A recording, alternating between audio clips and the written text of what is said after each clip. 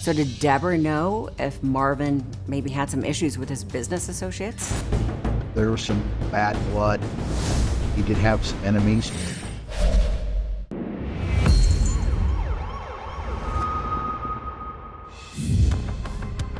Detectives assembled a timeline of Marvin's last known steps and quickly learned he had spent most of the day running errands.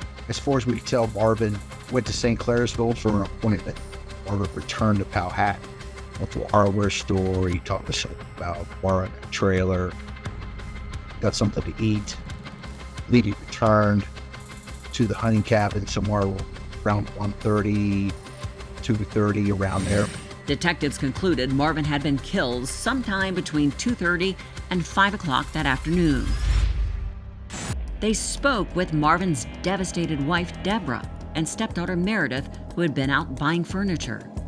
They were at Balanceville, West Virginia, about 20 minutes away, shopping. It was Marvin's wife, Deborah, who gave police their first lead. She said her husband's hunting cabin had been broken into once before, and it happened just days before his murder. Someone had entered his cabin and took a crossbow. Marvin had been furious that his personal property had been stolen, and he quickly located the perpetrator. Once he found out that the guy had stolen his crossbow, he wasn't very happy about that. And when Dad got upset, he wasn't going to call the police to go recover his crossbow. He went and did it himself. Marvin got into a physical altercation in person. Since detectives knew this person had broken into Marvin's hunting cabin once before, they wondered if he had returned for revenge. They thought maybe the guy was getting back at him for physically getting his crossbow back. But the investigation revealed the man had an ironclad alibi. They cleared the guy. He was at work during the time of the murder, so he was kind of eliminated pretty fast. Marvin's wife, Deborah, had been the bookkeeper for Marvin's business and knew his colleagues well.